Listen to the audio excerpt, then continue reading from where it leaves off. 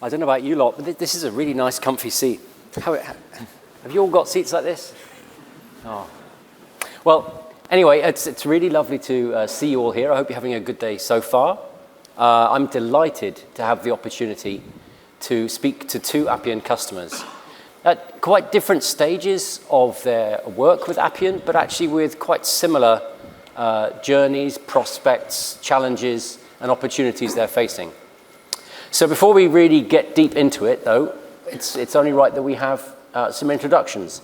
You've already heard that I'm Neil Ward-Dutton. I work for IDC, and I lead the research that we do across Europe into automation, AI, and analytics. And I'll come first to you, Dylan. Do you want to just talk a little bit about yourself, but also about S&P Global and the kind of mission that you have, the kind of activities you engage in? Sure. And then we'll come to you, Phil, after that. So my name is Dylan Fulmer. I am the Director of Operations Enablement in S&P Global Market Intelligence. I've been an Appian customer for 11, 12 years now. Started as a developer, project manager, product owner, product manager. Now I lead the Appian practice for our division. My division is a data publishing division with lots of data that we're publishing on a daily basis. And we started our Appian journey to build a workflow system to enable that data publishing environment. So. Okay. And Phil? Afternoon. So Phil Rowlands, I head up the transformation team in Virgin Media 2. I sit in the infrastructure part of the organisation, so we're all about designing and building and releasing the network. So we have about 50 million homes at the moment that we've released to, but we've got an ambitious program to get that to 23 million. And as we said, we're sort of in a slightly different place on our Appian journey. So we're in year 2, and the problem that we're trying to solve is we're kind of trying to scale and transform at the same time. So over the last few years, we've built homes at about 300, 400,000 premises a year. There's been some new investment. And now we're trying to scale that up to delivering 1 to 1.4 million homes a year. And that's going through all of our design and build and release functions. So we're sort of doing that at the moment on a lot of existing processes that have been there for some time and evolved. And now we're trying to use the Appian tool to actually help automate and improve and simplify, because just throwing more bodies at it won't solve the problem for us. So I just want to go back on that, because you quite quickly sort of went through some really big numbers. Yeah. Right. So the title of this session is about delivering at speed and scale. And can you just say again to the audience that the numbers, the scale of the operation you're delivering here, because it's really very significant. Yeah. So I suppose where this has come from is part of a joint venture that we've done at Virgin Media 2. We've got some extra funding that's coming, a lot more capital. To sort of, as I say, scale from 15 million homes up to 23 million over the next 5 years. So that's really changing our organisation in the infrastructure part, where we kind of design and build all this work. So I mean, we've obviously sort of got a set of processes that exist today and a set of teams. So we kind of have internal teams, but also a lot of external design partners, design and build partners. And they've sort of, as I say, the sort of 300, 400,000 premises a year is what we used to build. And now what we're trying to do is scale that to 3 times. And we just, as I said, we can't do that just by throwing resources at it. So just to try and help articulate kind of what that means for us is that in our design area, we've got internal, external resources where we they're sort of basically drawing the duct and the cabling, and that's a lot of information they pull together that they pass across to local authorities, highways agencies, utilities companies, to make sure that we can then start to get the permits to do the builds, and then eventually it moves in to a lot of the contract partners that we work with, a lot of supply chain activities there as well, obviously to bring all the materials together, and then finally we release all of this inventory. So we're trying to scale all of that, and obviously Virgin Media 2 has a heritage from what was NTL Telewest, those that you know, that sort of businesses in the UK, and so we've got IT systems that underpin some of those processes that are sort of as a result of merger and acquisitions, and let's just say they're not quite optimised to where we want to be. and that's where we're really trying to kind of use Appian as a bit of glue to help us scale those processes and scale how we're building. Right. So not only you've got to try and deliver this across 1 million homes a year, well, 3, 4, as you said, 3 times what you were doing before, and it also seems like there's a lot of different actors that need to be coordinated. But when you have a number of, I don't know whether we can use the word legacy, but a number of systems that don't really fit that new need. So just to really spell it out, what's the kind of the main problem that you're trying to solve with Appian? What does that really look like? Yeah, so I suppose what we're trying to use the Appian product for is really a bit of the glue, because across some of our existing systems. So we have put in place some other platforms as well to help with this. So we're kind of landing a lot of this data into a kind of Google Data Hub. But ultimately what we're trying to solve is a lot of transactional data that flows from our design activities all the way through to the release, going in and out of our organization to different companies, and try to bring better control so that we actually can design well and build well, because if you get all your designs right, then and get the information right to the build teams, and you get a nice clean build, and it speeds it up. So overall, we're trying to drive down our sort of delivery times by automation as part of that as well, because as we sort of plug in Appian into those processes, it starts to, we start to see the opportunities to actually save a lot of time in some of the ways that we used to work. So it's absolutely about improving how we move the transactional data through that journey. And the other piece is just really around making sure that we've got much better control. That comes through project schedules or documents, and that's where we're using Appian again to help us make sure that we've got the right controls in place to make sure that visibility more than anything to begin with, and then we'll move on to automation. Brilliant. Thank you very much. Thanks. That's really helpful.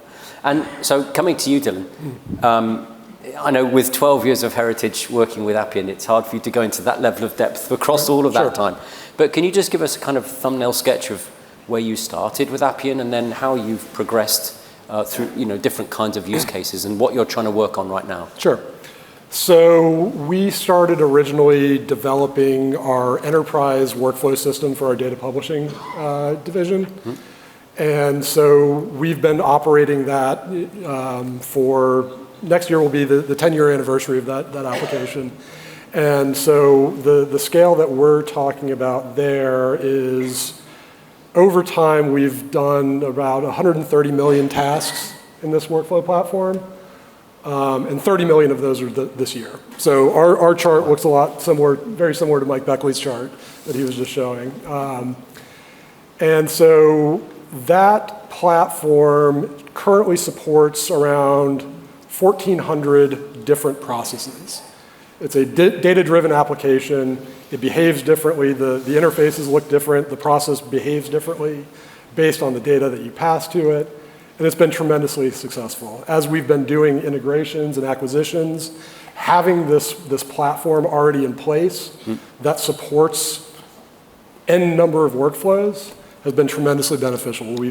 We're going through a large integration right now, and we've already sort of onboarded 3 or 4 workflows from that organization into the platform already, and that's just the starting point.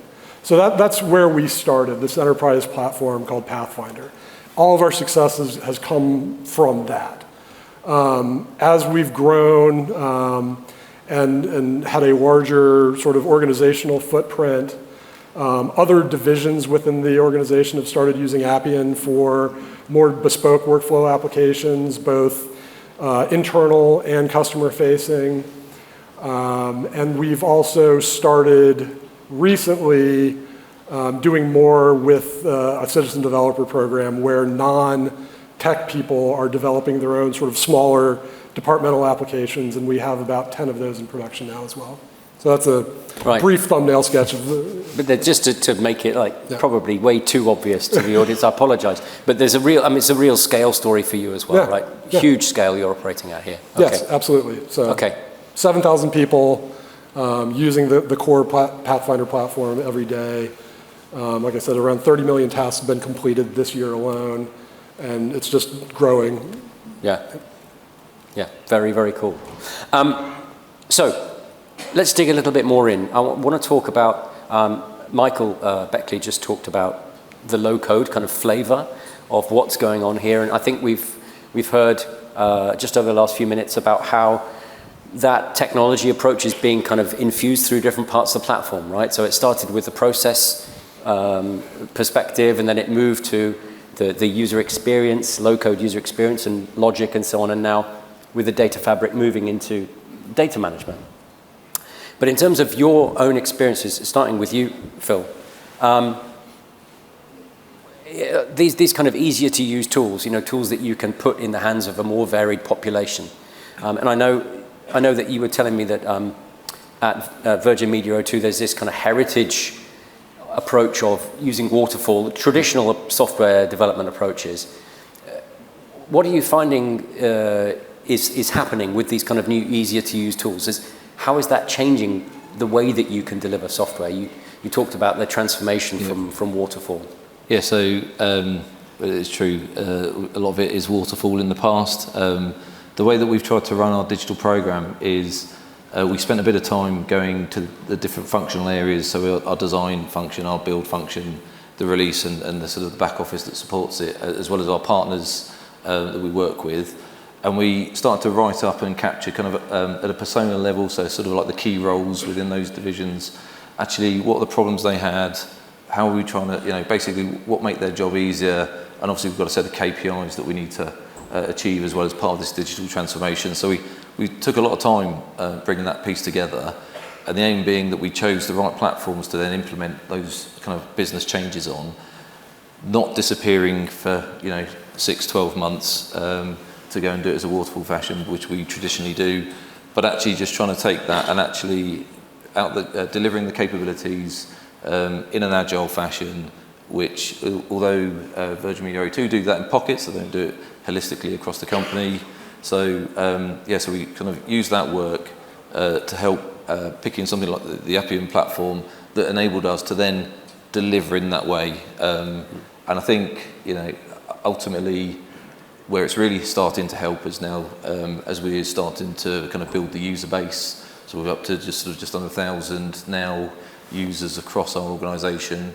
Is as we design the processes and go end to end, clearly so you find things that aren't quite as you imagined when you start to roll these out and how it's used. So it's enabling us to really refine or rework to some extent, but refine and make sure that we're actually putting those changes in really quickly, and then the business can see it, and it starts becoming a self-fulfilling cycle and conversation. So that's where it's really helping. I suppose the second part as well is helping us, especially now that we've got a much more mature roadmap and a quarterly release profile, because we can adapt and change with the Appian platform, we can tweak the roadmap in line with business priorities. So it's really helping that space as well.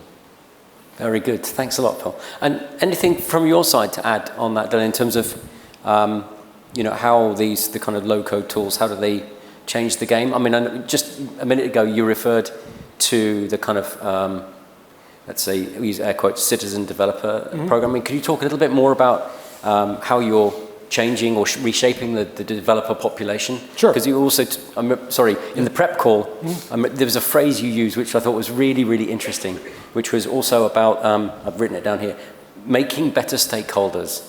Could you talk a bit about what that means, but also Sure. the broader population you're building? Yeah, so in terms of how we think about the Appian low-code citizen developer sort of ecosystem, it's attracting people who want to solve their own problems. It's giving people hope who didn't traditionally have it. So we've, like I said before, we have about 10 applications that have been developed by people not in the technology organization, not as part of my team. And it's been sort of a grassroots effort as well. So I started out getting my product managers trained on Appian low-code development, them building the applications themselves, and then they could evangelize to their stakeholders, their colleagues, about how fun it is, how easy it is to work with, how gratifying it is. Because you hear somebody and they're like, I got the thing to talk to a database, and they never thought they would be able to do that. And the light comes on in their head, and they're like, I can do more here, and they want to do more. In terms of the building better stakeholders, it's something that's very important to me because one of the things that I've seen over my career is that most of software development projects has nothing to do with developing the software. It's getting the shared understanding of what needs to be developed. And oftentimes our business stakeholders aren't equipped to come up with the best problem statement to come up with a solution for instance. So one of the things that we try to do in all of our interactions, whether it just be regular project execution, the citizen developer program, we also have a embedded sort of, people from the business can embed with my team, learn product management, learn Appian development as well. And the whole point of that is to increase the speed, increase the efficiency, and increase the value delivery because everybody's sort of speaking the same language. There's bidirectional sympathy for the work that everybody's doing.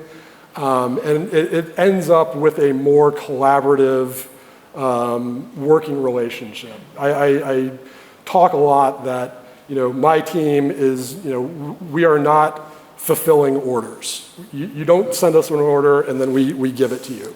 It's truly a partnership. You understand your business, we understand it to a certain extent, but we have the experience to make your opportunity even better through our experience. So that's what we're trying to do here, is sort of reshape the dynamic as well. Right. Anything you wanted to add to that, Phil? Well, I suppose Dylan comes at it from a slightly different angle. I think where we are taking, because you're on obviously the development side, whereas I sit in the business, but the one thing I would say about that is we started the journey where we initiated the conversation with Appian. We started to kind of drive the use of that product in our organisation. And as part of that journey, we've now our technology division has started to broaden the use of the Appian tool in our organisation. So not only we build out the new fibre network, we're also there's a whole program of overbuild as well, where again it's a bit more technology-led solution. And as they've seen the power of the tool, and they're actually starting to now invest in actually making sure we've got in-house skills in the platform. So it's the same sort of principle really, is actually trying to kind of not just take the product and use a lot of professional services, but actually evolve it within our skill set within our business. Right. Very, very interesting. And just coming back to your point, what I love about that is that so often when I talk to organizations and they start thinking about the value of these tools, and they've heard this idea of citizen developer or something like that, they get fixated on the fact that it means essentially giving these tools to novices or relative novices and just letting them build their own stuff. And that sometimes happens a bit. But the truth is there's a whole variety of different ways you can get value, and that whole collaborative piece is hugely important, I think. Right. So it's a really, really good example. Well, I'm interested in this being successful, so that's why it's collaborative. Yes. Right, right, absolutely. All right, so now it's easy to talk about all the cool, happy, exciting stuff, everything's going well. But of course, when you're driving change at speed, you're driving change at scale, there are always challenges, right? Nothing is ever that easy. So I want to just talk for a couple of minutes about challenges and specifically around overcoming resistance, because I think this is something you've both had to deal with. And if I could come to you first, Dylan, to talk a bit about the challenges to the ways of working that the kind of low-code tools have brought to your maybe historically more traditional development group. Sure. So, like every other team, every other organization, we're part of a larger technology business ecosystem.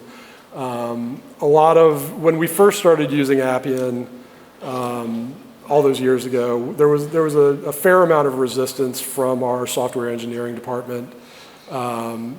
They came from a tradition of, writing code in an IDE and deploying that, and everything was, custom made. They knew how it worked, they could control it, and there was no, debate for that. So, coming in with a solution like Appian, there was a lot of skepticism about both the sort of grade of applications you were able to construct in Appian, as well as the sort of skill level required to be proficient in it. And one of our IT managers many years ago told me that when we had a resource constraint, I was trying to borrow some of his resources to do some Appian development.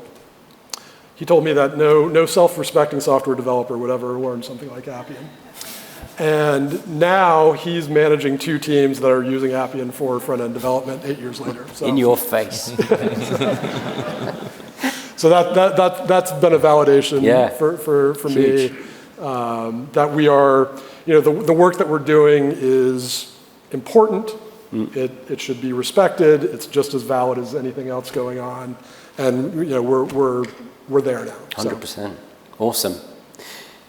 Just quickly, Phil. I mean, I know that there was a sort of analog there in your organisation too. Yeah, it's a similar theme. So I've already described the digital strategy we pulled together, but ultimately we went to our technology division and started to interact with them about how we're going to deploy it. And very quickly we fell into a waterfall approach of conversation. So we actually got agreement to go and stand up some of these platforms, work in a slightly different framework with technology, so that we could actually go and, as long as we aligned with them on certain design principles, we were actually going to go and develop it and deliver it across our division, which is what we've done. And as I kind of alluded to earlier, what's actually now started to happen is that they have started to expand the platform and seen the power of it. So we didn't try to set up a shadow IT division in our company. I won't admit to that, but ultimately what we did was just prove the tool more than anything, and prove the kind of iterative delivery model. And that's, I think that was kind of the initial resistance, but it's radically changed from that now. Right, fantastic. Right, so we've got exactly 3 minutes left. So neatly, that gives each of you 90 seconds. I always like to ask, you guys have been on a journey already. What are the 2-3 things that you've learned along the way that you would advise other people to really think about? Either things to do or things to not do. Come to you first, Phil. Any lessons learned that you'd like to share just over the next minute or so? I think a bit more of a business lens rather than a technology lens, but when you're deploying these tools, and we're deploying it to people in the offices and out in the fields, you cannot over-index in some of your change resources, the way that you get the message out there. I think that's been probably one of our biggest learning, especially as you iteratively deliver capability out to everybody. You can lose sight, if you're in the project, of what you're doing because you're working very closely with specific functions, but actually making sure everybody's very clear about that end vision all the time. So I think that's probably our biggest learning as we try to drive adoption, which is making sure that really, that's very clear message. So I think that's probably our biggest learning. Right. Yeah, you're absolutely right. And so often people do fixate on the tech delivery, but the communication and the change management piece is always super important. Yeah. Brilliant. So Dylan, I'll leave the last words to you. Sure. In terms of on the Appian side, my advice is any feature or functionality that you think is lacking in the Appian platform, just wait for the next release and it'll likely be there. That's definitely been my experience. In terms of, I was talking to another colleague within another division who's also using Appian. And this goes back to something I was saying before. He kept talking about how all the successes he's been having and his teams have been having using Appian. And he was like, this is fantastic. We're, all of our stakeholders are pleased and everybody's happy. We're meeting our targets, everything like that. This is great. And my comment to him was, it's not because of Appian. Appian is a great tool, absolutely. I'm a huge fan, obviously. But like I said before, I think what Appian does is it attracts a certain type of people who are willing to go above and beyond to solve their own problems. And so, the comment that I made to him is, we're good at building software, and we happen to have a great platform that allows us to do that. So I think that's sort of how I think about all of this, is that the people who are attracted to this kind of work are inquisitive in nature. They want to solve their own problems. They want to be more in control of their own destiny. So. Awesome. Well, thank you so much for sharing all those insights and the details of your journeys with Appian. just like to thank you very much for your attention, and please put your hands together for Phil and Dylan.